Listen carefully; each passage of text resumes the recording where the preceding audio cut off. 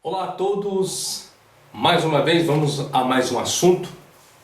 Hoje o assunto que eu vou estar tratando é de um internauta que solicitou para mim, que é o William Aparecido de Oliveira, de Goiânia, Goiás.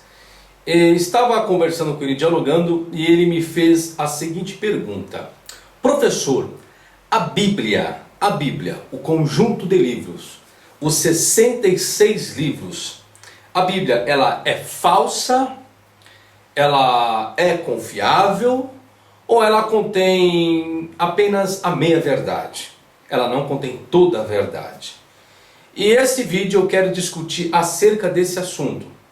Entretanto, não vou estar me debatendo muito a questão da crítica, a questão desse livro, do termo Bíblia, do vocábulo Bíblia e a sua definição etimológica. Ou seja, eu não quero me deparar qual o significado do vocábulo Bíblia, que é um vocábulo de origem do grego. Não quero me deparar isso. Também não quero estar me deparando ao termo Sagrada Escrituras ou termo Escrituras, se referindo ao que era Escrituras no período do próprio Cristo, no período de Paulo e no período veterotestamentário. Essa não é a discussão e também não quero discutir o assunto, uma vez que eu não sou de fazer apologia. Se vocês estão verificando meus vídeos não são de fazer apologia. Tanto é, eu postei um último vídeo que foi acerca da crítica textual. Ali eu expliquei o que é tido os originais. Então eu não estou discutindo isso. Mas eu quero falar um pouquinho dessa questão Bíblia. Para nós chegarmos um pouquinho e entendermos, primeiro, que a Bíblia, ou seja, o livro, ele foi o livro mais raro e mais caro de sua época. Ou seja, até a invenção da máquina tipográfica por Gutenberg, foi considerado o livro, ou seja, a Bíblia sendo o livro extremamente raro e extremamente caro. Era difícil das pessoas terem um exemplar, até mesmo após a invenção da máquina tipográfica, era muito difícil das pessoas terem acesso a esse livro, a isso que nós chamamos de Bíblia. Antigamente, antes da máquina tipográfica, era feito as cópias de formas manuscritas, feito à mão o material. Então imaginemos nós o trabalho que era antes da máquina tipográfica, sendo feita todo o trabalho da tipografia por Gutenberg. Então o trabalho era muito trabalhoso, até mesmo para fazer uma tradução. Tanto é os trabalhos que tinham antigamente, as versões, igual quando nós falamos de Vulgata Latina, de Vetus Latina, de Septuaginta, vem em nossa mente que foi feita uma gráfica. Só que não, né, gente? Eram todos trabalhos dos escribas, dos amanuenses. Eles copiavam e copiavam. Então, por isso que eu coloquei aquele vídeo dizendo que já existia as suas divergências. Os problemas já eram existenciais antes mesmo de uma padronização da escrita. Então, depois, por isso que se fala texto recepto. Ou seja, o que é um texto recepto? É um texto recebido, um texto padronizado, todas as suas estruturas, tanto consonantais como sua estrutura dentro da vocalização. Então é isso que se dá o nome de texto recepto. É um texto que foi padronizado em um certo momento, em um período da história. Falando-se da Bíblia, o acesso à Bíblia, a ela toda, foi dado em meados de 1748, quando foi impressa a primeira Bíblia em português, uma tradução feita a partir da Vulgata Latina. Então agora eu vou aqui me deparar com a Bíblia ela em português, para o nosso país, para o nosso idioma. Agora, essa versão em português, existe um personagem que poucas pessoas conhecem. Conhece o nome, mas não conhece um pouco da sua história, um pouco da sua labuta, um pouco do seu trabalho, um pouco acerca das adversidades que ele passou. Ou seja, todo mundo já ouviu falar de João Ferreira de Almeida, mas pouco se ouviu acerca da história desse homem. E querendo ou não, gente, por mais problemas que nós tenhamos na versão do português, mas ainda bem que existiu um homem para fazer uma versão para o português. Nós criticamos, nós temos a tendência de criticar muitas pessoas e muitos trabalhos, mas pouco nós fazemos para contribuir ou dar prosseguimento em algo que alguém um dia fez por nós. Então é fácil nós criticarmos uma versão em português, mas quem de nós já fizemos uma versão? Já tivemos o trabalho que essas pessoas tiveram lá atrás, que hoje é fácil de você conseguir publicar alguma coisa, mas naquela época não era tão fácil assim. Os problemas, as dificuldades eram maiores do que hoje. Hoje nós vemos centenas de livros sendo publicados diariamente. E naquela época, será que era tão fácil assim a publicação desses livros? Em termos de tipografia, existiam comissões antigamente que eles repreendiam, existiam comissões que não permitiam publicação de muitas coisas. E João Ferreira de Almeida passou por esse processo. João Ferreira de Almeida, mudei a história de um pouco dele, português da cidade de Torre de Tavares, foi casado com Lucrécia Valcoa de Leme, conhecido mais como Lucrécia de Lamos. Teve um casal de filhos. Diz também a história que seu nome está registrado na dedicatória de um de seus livros e nas atas dos presbitérios das igrejas reformadas do sudoeste da Ásia, do sudeste da Ásia, para as quais ele, João Ferreira de Almeida, trabalhou como pastor, missionário e tradutor durante a segunda metade do século XVII. Então, João Ferreira de Almeida, ele diz a história que ele começou muito jovem, aproximadamente com 14 anos de idade, já vem incumbência para ele o desejo de ele fazer uma tradução para o português, desde criança, antes de ser casado. E ele começou nessa atividade, lógico, após seu casamento, muitas coisas mudaram e depois ele retomou toda essa história. Diz a história também, começou a traduzir para o português por iniciativa própria, João Ferreira de Almeida, parte dos evangelhos e das cartas do Novo Testamento em espanhol. Ele terminou esse trabalho em 1645. Essa tradução de Almeida, ela não foi publicada. Ele permaneceu em Malaca até 1651, quando se transferiu para o presbitério da Batávia, na cidade de Jacarta. Começou a estudar teologia, João Ferreira de Almeida, e durante 3 anos seguintes trabalhou na revisão da tradução das partes do Novo Testamento feita anteriormente. Então ele começa a fazer uma revisão daquilo que ele já tinha elaborado, mas ainda não publicado. Em 1656 foi ordenado pastor, foi indicado para o presbitério do Ceilão, para onde seguiu com um colega chamado Baldaios, que é um dos personagens que traz grandes registros acerca do seu trabalho e sua empreitada. A partir de 1663, aos 35 anos de idade em diante, portanto, Almeida trabalhou na congregação de fala portuguesa da Batávia, onde ficou até o final da sua vida. Então ele concluiu todo o seu trabalho nessa cidade de Batávia ali, ele chegou a falecer. Mas vamos ainda um pouco da história.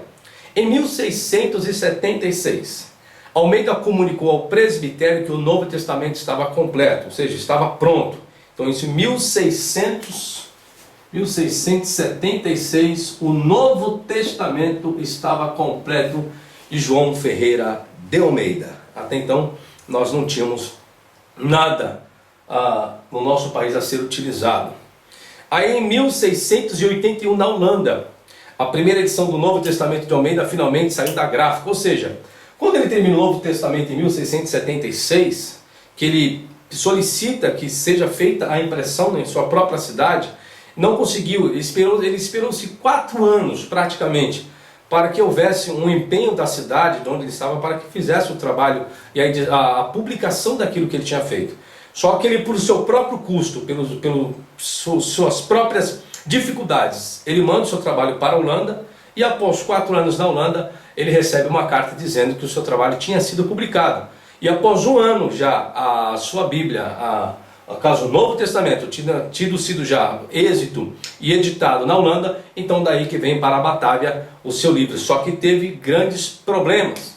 O que ocorreu? Foram destruídos muitas, ou seja, dentro da cidade de Holanda, quando João Ferreira de Almeida, a comissão viu que continha muitos erros, então a comissão da Holanda solicitou que fosse destruído todas as cópias que existiam na Holanda e também todas as cópias que existiam na Batávia.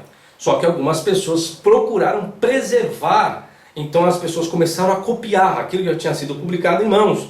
Ou seja, então tudo que era livro teria que ser destruído, ou seja, da Bíblia, daquilo que João Ferreira de Almeida tinha feito. Só que algumas pessoas, graças a Deus, conseguiu ainda fazer uma cópia daqueles manuscritos. E diz a história que foram destruídas muitas das cópias, mas um desses volumes pode ser visto hoje no Museu Britânico em Londres. Ainda bem que ainda continuou se preservando alguma dessas cópias. Em 1683, ele completou a tradução do Pentateuco. Então, Em 1676 ele lança o Novo Testamento e em 1683 ele lança agora o Pentateuco. Ou seja, gente, não é fácil fazer um trabalho de tradução, não é fácil. Só que no caso aqui, João Ferreira de Almeida, até então na história, ele não tinha conhecimento de hebraico, grego, o qual a Bíblia veio com essas línguas. Ou seja, a Bíblia, dentro da história, o Antigo Testamento foi escrito em hebraico e algumas partes em aramaico. E o Novo Testamento, a sua escrita vindo em grego. Só que no tempo de João Ferreira de Almeida, assim, existia o hebraico e o grego. Só que ele não tinha conhecimento dessas línguas até então. Então chega-se em 1691, no mês de outubro, Almeida morre. Então ele morre em 1691, ele acaba falecendo no mês de outubro. Só que nessa ocasião da sua morte ele ainda não havia chegado a concluir todo o Antigo Testamento. Ele para no livro de Ezequiel, capítulo número 48, versículo 21. Então ele morre e o seu trabalho chega apenas ao livro de Ezequiel. Aí quem dá continuidade ao seu trabalho, à sua tradução, foi um holandês chamado Jacobus, um pastor holandês chamado Jacobus, que dá continuidade em todo o seu trabalho e acaba concluindo o trabalho de João Ferreira de Almeida. Somente após a sua morte, a morte de João Ferreira de Almeida, em 1693, então ele morre em 1691, quando chega em 1693, é que a sua segunda versão ela é impressa na própria Batália e distribuída. Então ele faz a revisão do Novo Testamento, dá conclusão ao trabalho, aí quando chega em 1693 é onde é publicado novamente o seu trabalho, já revisado por ele mesmo. Isso em 1693, e nós estou colocando esse vídeo hoje no ano de 2012. Lógico, eu sei que esse vídeo vai ficar por um bom tempo aí na internet e na rede. Então, sabendo que estou gravando esse vídeo em 2012. E João Ferreira de Almeida fez um trabalho em 1993, ou seja, ele eternizou um trabalho, ele eternizou um registro, ele eternizou uma história, que essa história se prolonga até os dias de hoje. Um trabalho muito árduo que ele acabou fazendo. Depois de passar por muitas mudanças, ela foi impressa na Batávia em 2 volumes, já o trabalho completo. O primeiro volume em 1748 e o segundo volume em 1753. Então, de 1753 em diante, aí se vem todo o trabalho até hoje de João Ferreira de Almeida. Eu vou trazer apenas aqui um cronograma do que eu elaborei dentro da história. E eu vou ler para vocês. Em 1753, publicação da tradução de João Ferreira de Almeida em 3 volumes. De 2 volumes passou a 3 volumes.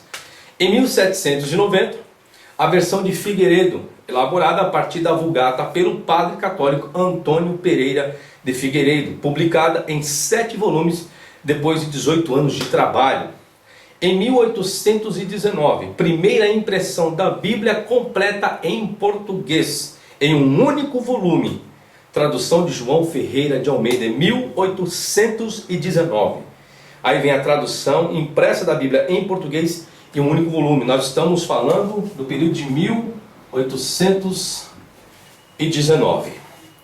Em 1898, aí vem a revisão da versão de João Ferreira de Almeida, que recebeu um nome de Revista e Corrigida.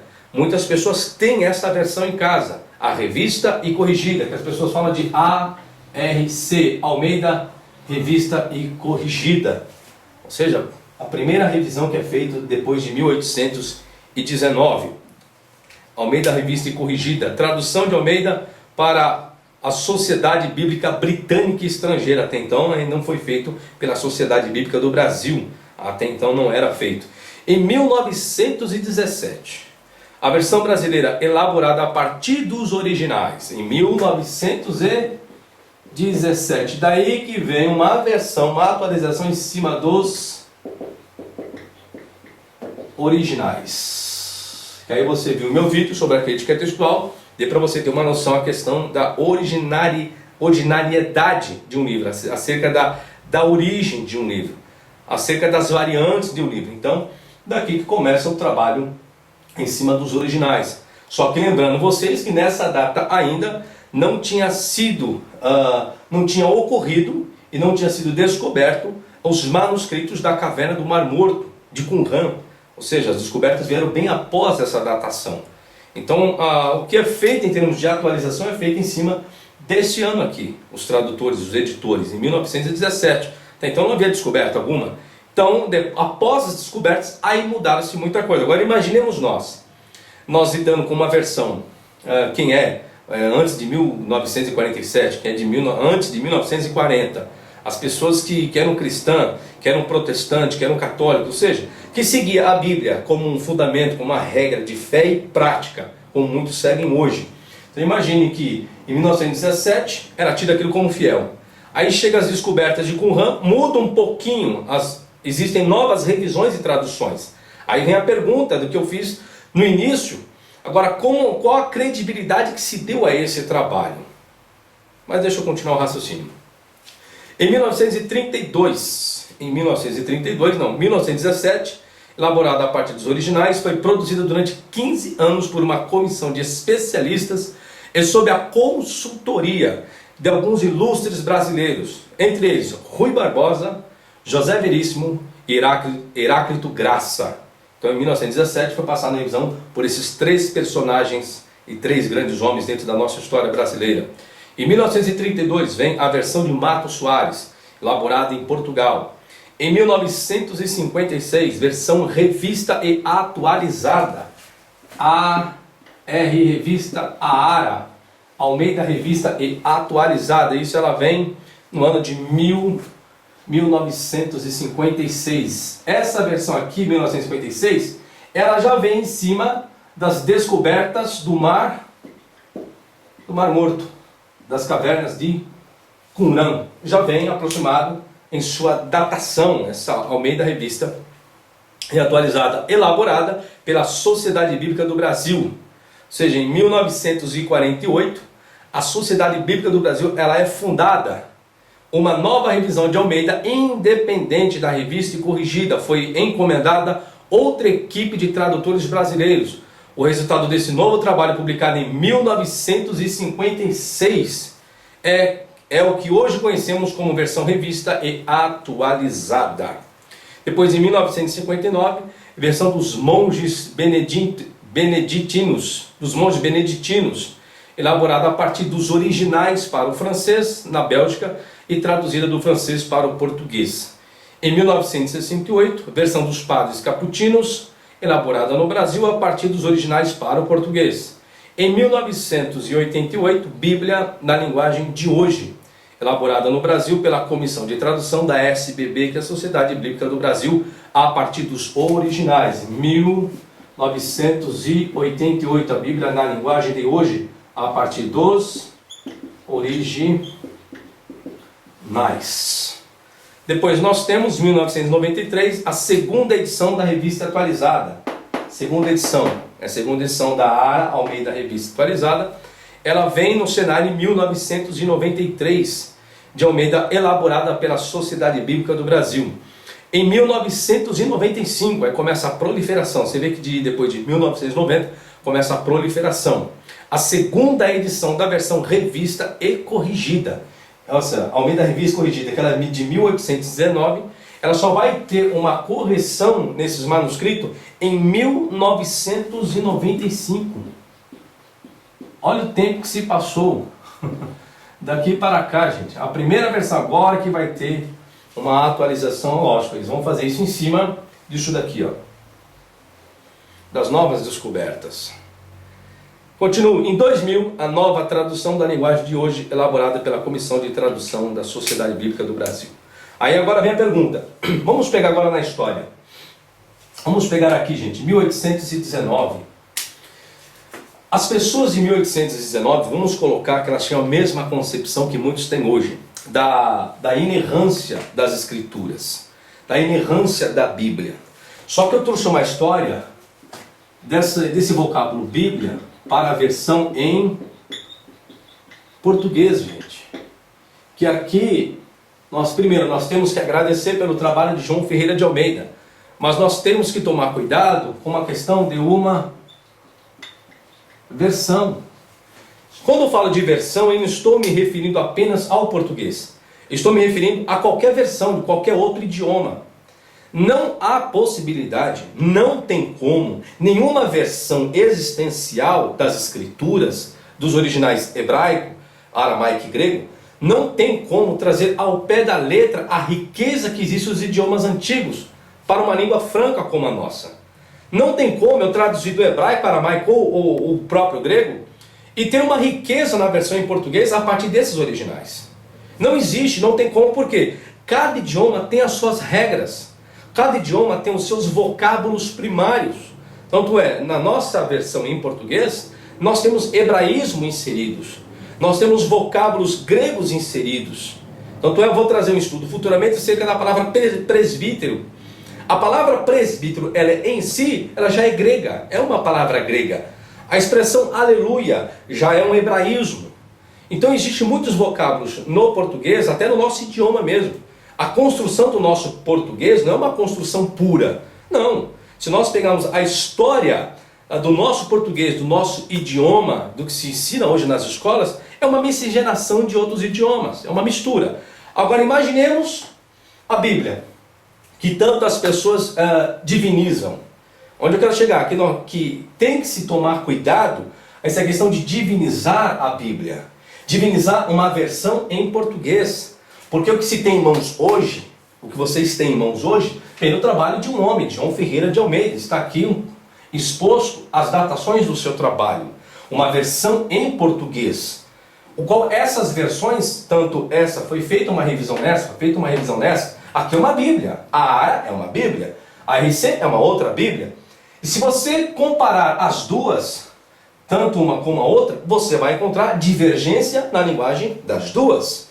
Aí vem a pergunta: qual das duas é a inspirada? Qual das duas é a fiel? Qual das duas é a original? É isso que eu quero explicar para vocês. Então, lógico, nós lidamos com os escritos disso que nós chamamos de Bíblia pela fé. Nós lidamos com a versão em português como uma questão de fé. Porque em sistemas científicos, em sistemas linguísticos, tem as suas deficiências. Por isso que alguns dos meus vídeos, muitas pessoas questionam que eu não tenho uma... Não é questão de espiritualidade, porque eu não tenho que espiritualizar isso daqui. Eu tenho que explicar o que é. Agora eu estou explicando a história, mas quando eu explico o conteúdo desses livros, por isso que eu me remonto um pouco às línguas, o qual esta versão em português, ela deveria ter sido escrita. Ou seja, diz que essa versão aqui, ela vem em cima dos originais. Só o que ocorre, gente? O que é o original? Vocês viram que no meu livro sobre crítica textual, eu explico um pouquinho essa questão de originais, dos papiros, dos pergaminhos, dos códices, dos manuscritos. Então não existe um único manuscrito acerca de um único livro bíblico. Existiram vários manuscritos concernentes ao mesmo capítulo bíblico. E dentro dessas informações é onde que entra a crítica textual. Só que na época de João Ferreira de Almeida, na época quando ele foi escrever a versão em português, que é o que está proliferado para os dias de hoje, ainda muito mais dentro das suas revisões, quando ele padronizou um texto, João Ferreira de Almeida, ele não lidava com esse tipo da crítica textual. Ele não teve acesso aos manuscritos, ele não teve acesso a esses pergaminhos, ele não teve acesso aos códices, ele não teve acesso às descobertas dos pergaminhos do Mar Morto, que essas descobertas do Mar Morto em Qumran, que eu também vou trazer um vídeo acerca disso, trouxe muito mais confiança àquilo que nós já tínhamos como texto padronizado. Exemplo, a estrutura consonantal do texto hebraico que temos hoje, que vem do Códice Leningrado B19, as descobertas de Qumran trouxe a confiança dessa estrutura consonantal. Trouxe a confiança dos trabalhos antigos, como a Septuaginta. Trouxe a atestação de trabalhos como de Áquila, Símaco e Teodócio, grandes personagens dentro da história do desenvolvimento linguístico científico que nós temos hoje chamado de Bíblia. Então não priorize tanto uma versão. Eu estou lidando a Bíblia em termos da versão em português, porque a Bíblia é um conjunto de livros. Agora, se eu fosse falar da regra da Bíblia, qual seria a Bíblia fiel? Uma versão? Essa é a Bíblia fiel? Uma versão?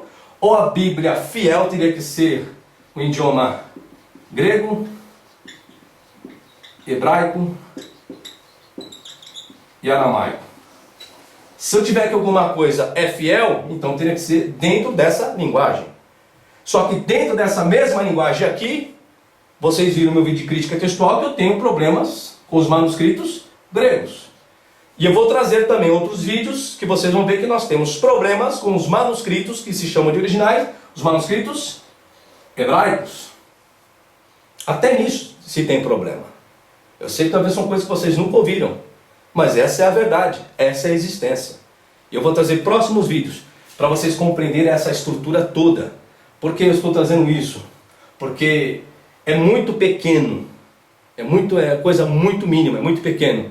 Eu radicalizar uma versão em português. Volto, nós temos que dar graças a Deus a essa versão que João Ferreira de Almeida fez, e temos que dar graças a Deus pela Sociedade Bíblica do Brasil, Sociedade Bíblica Trinitariana e tantas outras demais, que vem se empenhando e trabalhando em melhorar aquilo que muitas pessoas têm como regra de fé e prática. Tá certo, gente? Então, voltando à pergunta, qual é a pergunta que foi feita?